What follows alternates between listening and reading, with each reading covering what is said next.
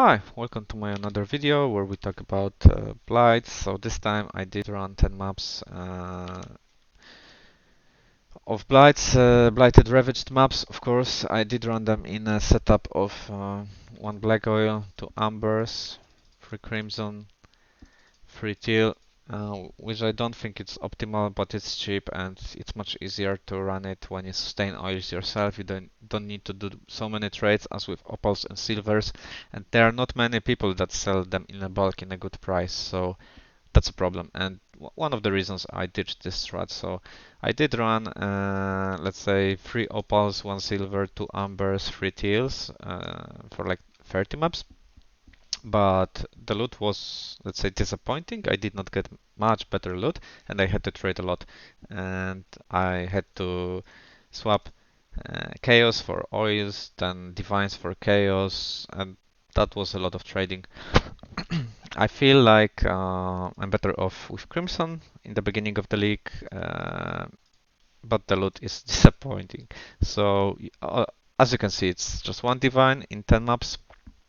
No golden oils, 5 silver, they are 15 C, that's not bad, but yeah, it's not enough.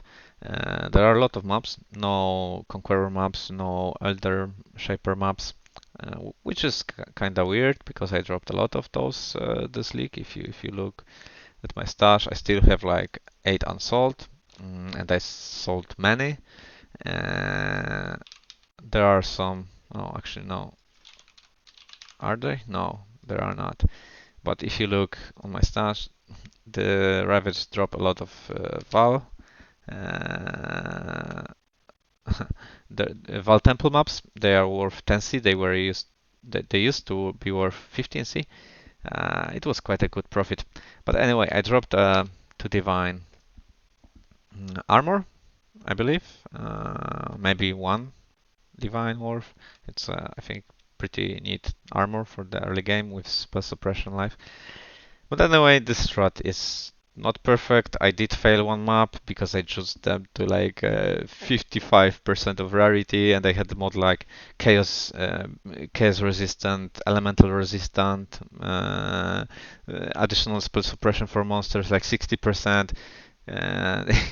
So basically crazy mods, but I try to test my build against the worst case scenario to, let's say, start Val orbing the maps, corrupting the maps, and this is maybe one of the reasons why my loot is bad. So let's start to thinking why I'm getting like worse loot than the previous league. So first thing is the fact that I did not complete the Atlas. I just get the 3% increased quantity. So that's one reason. Second reason, I'm not Val orbing my maps, which means I do not get taint oils. I do not get like 8 mod maps with I don't know 67, 65% rarity.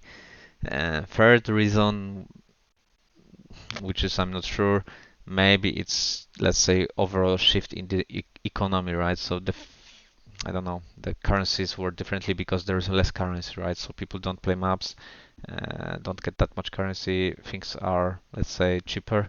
So maybe now 4 divines per hour is not as bad as, I don't know, 4 exiles per hour last league. So I don't know, but for now I'm disappointed. I will not record like any big videos when I'm running those maps. I maybe upload some example map for you guys to see how it looks like with this build. This is a Bladefall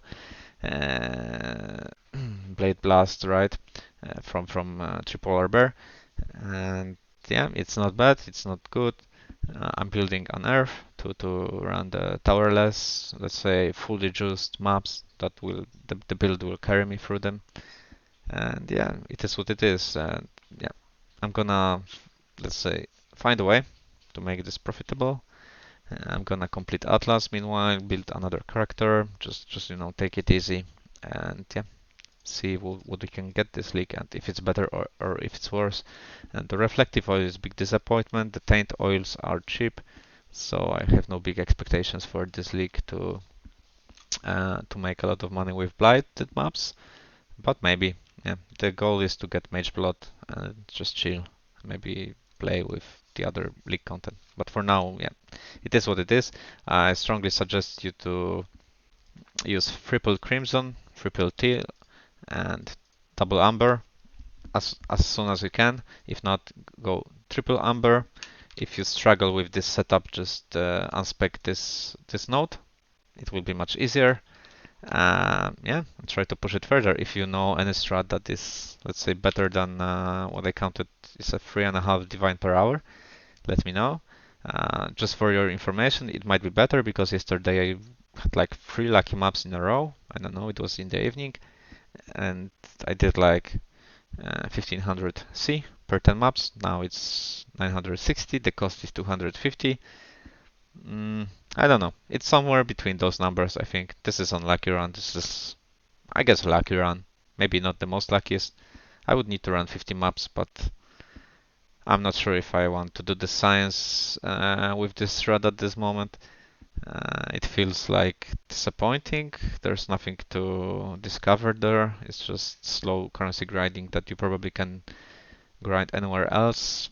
Yeah, nothing spectacular. So you can probably, if you want to push this further, you can use the last league strategies. It will be probably similar this league with the exception that, yeah, economy shifted and the chaos is not the chaos that was the last league. So, okay, enough talking. I will just upload one example video of me running example map for people who are wondering how it looks like for me.